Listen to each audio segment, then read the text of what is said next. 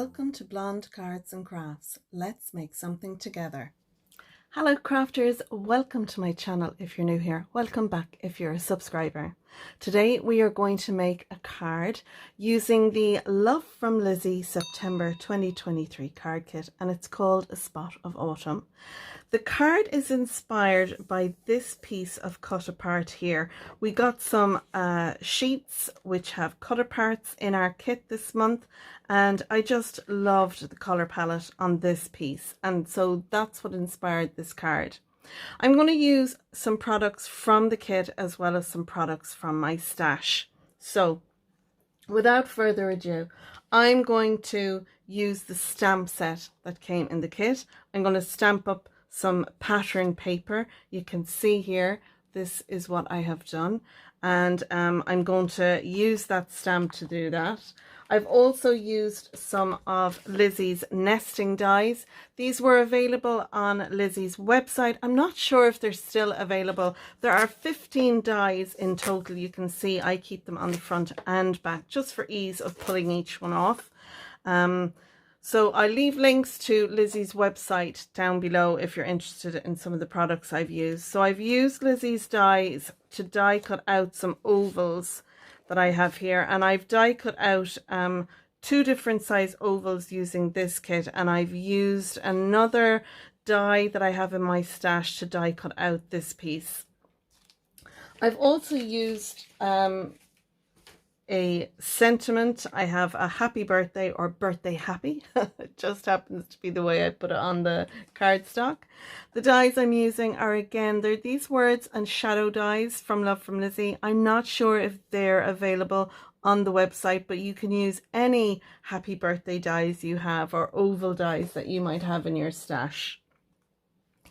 I've also taken one of my large ovals and I've embossed it. Now I have some embossing folders that we've got in previous kits, but I got this lovely embossing folder from a crafty friend called Lynn Stubbington. Lynn, if you're watching, this is my first time using this beautiful embossing folder, and I just thought this would be really nice on my card.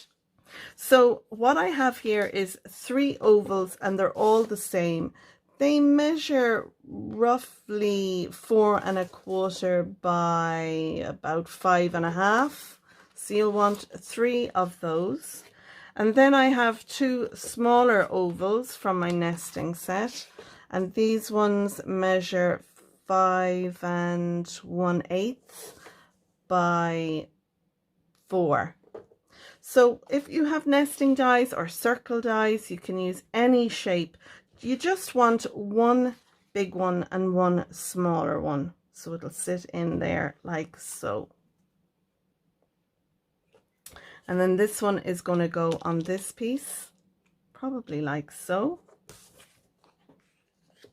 And then we got some of this netting. It's like a netting ribbon, and I want to use this in my card as well. I'll probably put it behind here and then pop this over the top is what I plan to do with it, because it's very hard to know what else to use this for. You could put it, you could make a shaker card and have this on the outside of the acetate of your shaker card. If you like to do you know, layered kind of grungy look, this would be really cool, but that is what I'm using it for. I'm just going to put it as a ribbon through my card make.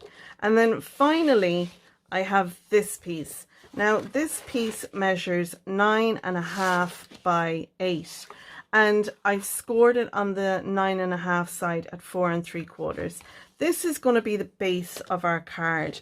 We're going to take our ovals, we're going to put them together, and we're going to sit our ovals on like so. I'm going to put those 2 there. I'm going to put these 2 here, and then this one will go over the top here. So you have the corners here on the base. Now you could cut around them and cut them off if you want, or what you can do is you can continue my stamping and distress ink blending on them. And that's what I'm going to do. So if you want to cut them off, you can. But what I'm going to do is I'm going to have that just there like that.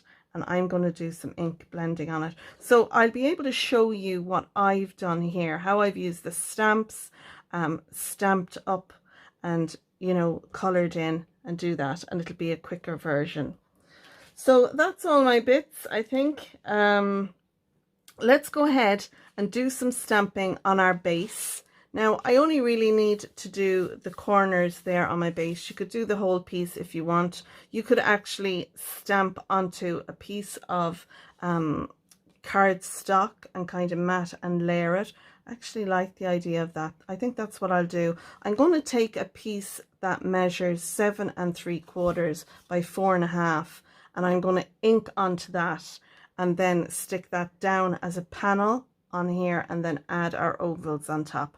See, I come here with an idea of what I want, but my card generally evolves as I'm putting it together and as I'm recording, so you'll have to bear with me.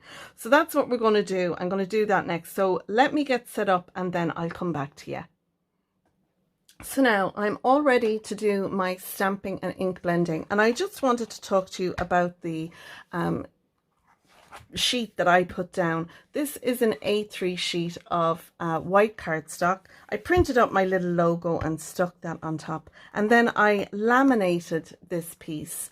On the back of it I have some anti-slip mat, and that's just the anti-slip mat you can get in the hardware shop or any of your local shops. They generally do it.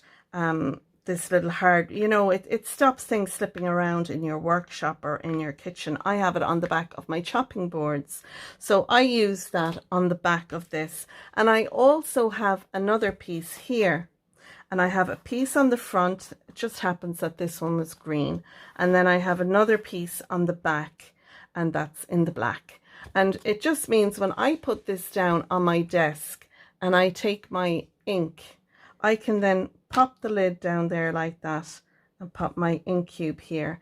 And when I go to do my ink blending, my this little mat doesn't really move.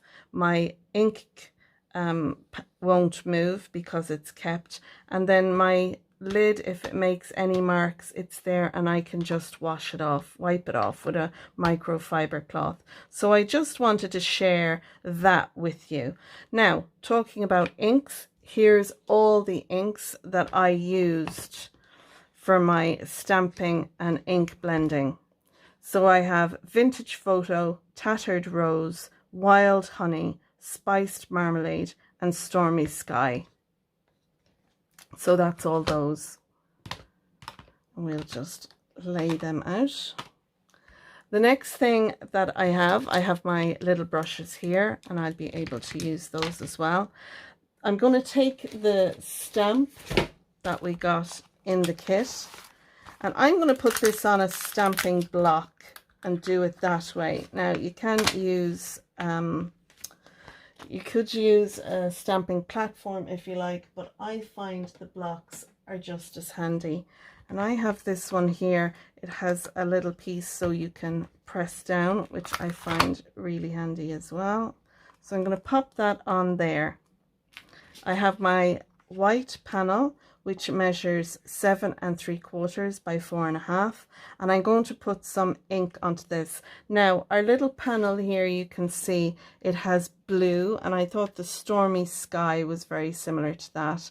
And then I used the Wild Honey and the Spiced Marmalade to pick up these colors, and then the Vintage Photo for the darker brown, and the Tattered Rose for the lighter color.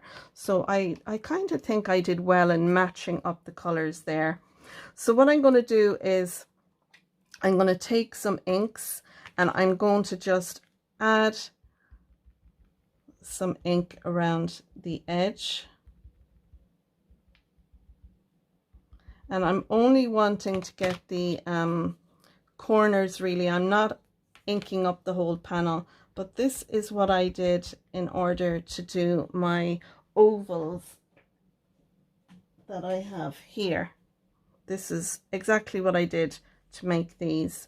I'd added a bit of my tattered rose, add a little bit of the wild honey, a little bit of the spiced marmalade, and then the stormy sky.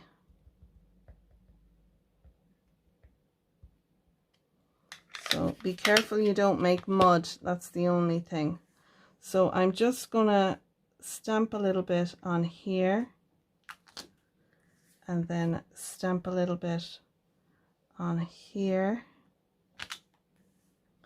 I'm gonna move this out of the way. I want another bit of color on here, and another bit of color on there. And then I can take my microfiber cloth and give that a wipe.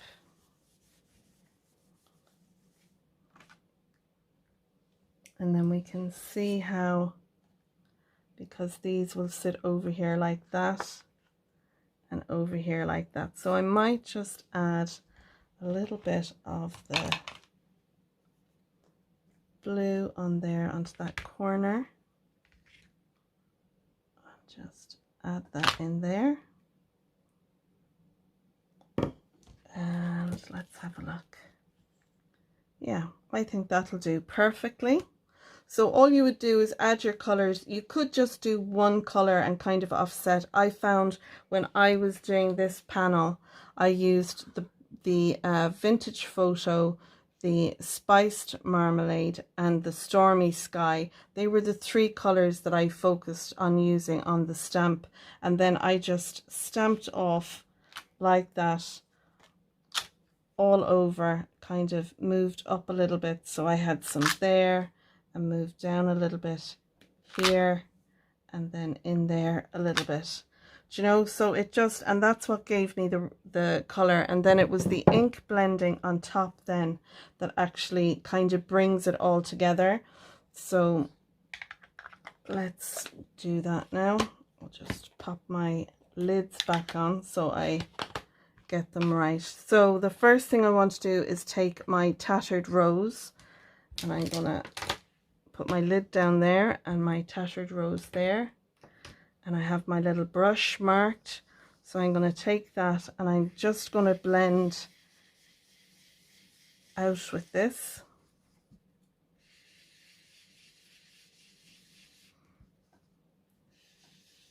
And because I'm just doing the corners, all I need to worry about is getting a little bit in those corners. And then I'm going to move on to my wild honey next. And I'm going to kind of come in from the outside with this.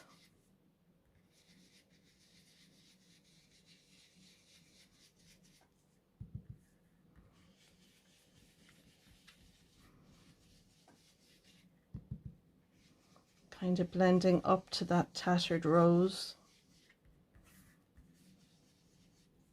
Next, I'm then going to take my spiced marmalade.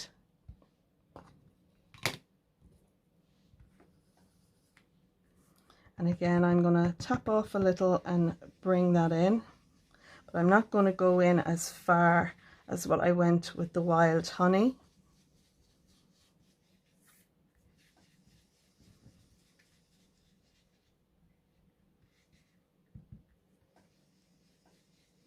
Because we're really only going to see the corners of this. I'm going to go back in there with my tattered rose.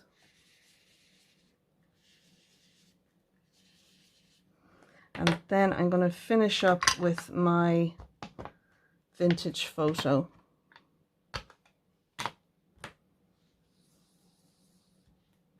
And this is just really going to kiss the edge.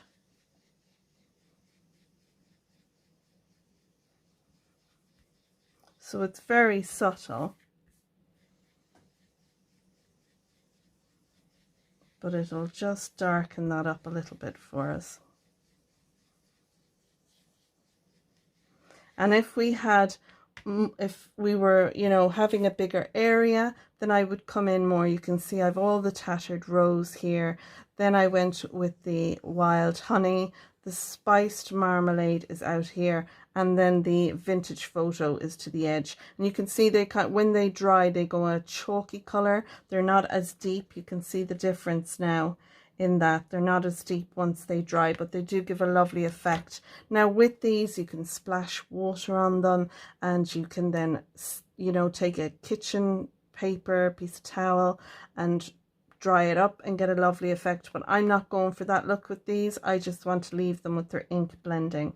So I'm happy now with my panel that's going to go onto my card base. What I'm going to do now is I'm just going to give this a wipe up, and I'm going to bring everything back in and assemble our card. So now I have my panels ready to be stuck down. I'm just having a look at how I like them there. Before we stick this one down, we need to add our piece of our ribbon onto that, and then we can stick that down, and then we can stick our panels etc over it. So we could have it off at a jaunty angle like that, but I'm going to kind of stick to having it through the middle. So I'm just going to use some tape. Now you can use the debossed or the embossed side. I'll probably go with the embossed side myself, and I've got some tape here that I can use to then stick this down. So I'll just pop that there and add a little bit of tape onto that.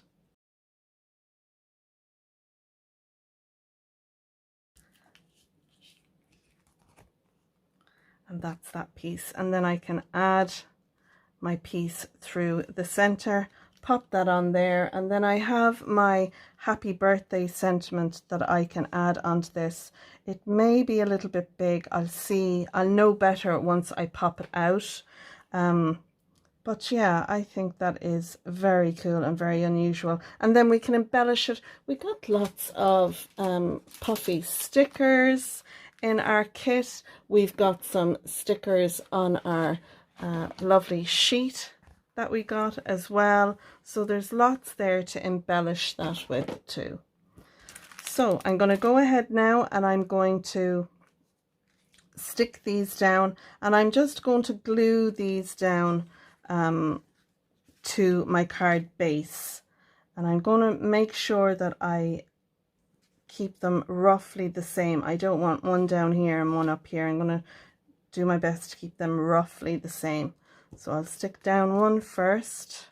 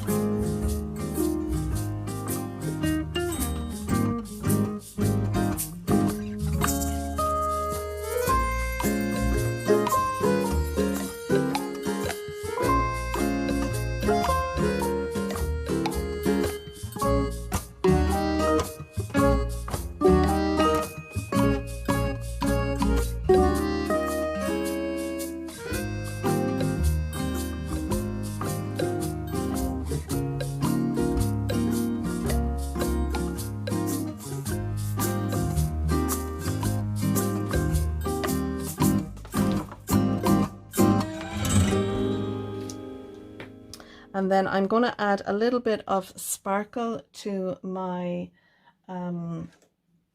happy birthday, and I'll use my sparkle pen to do that. And then all we need to do is add a sentiment to the inside, and I can do that using one of the stamps that came in the kit, or a stamp, a happy birthday sentiment stamp from my stash. And I'll do that, and I'll use my stamping platform, and you'll see that then in the pictures at the end. So I hope you have enjoyed my tutorial using the Love from Lizi September 2023 card kit called A Spot of Autumn. If you make this card, we'd love to see your version on my Facebook group called Your Cards and Crafts, as well as the Love from Lizi group on Facebook. You'll find links to the products I've used down in the description, and you'll also find links to the other design team members and their cards that they have made using this kit. The measurements that I have used are also down in the description. So if you're looking for anything, have a look down there. So that's it. Now we have a little bit of sparkle and shine on our card. I hope you've enjoyed my tutorial, and until next time folks, thanks for watching, and I'll see you again soon. Bye for now. Bye.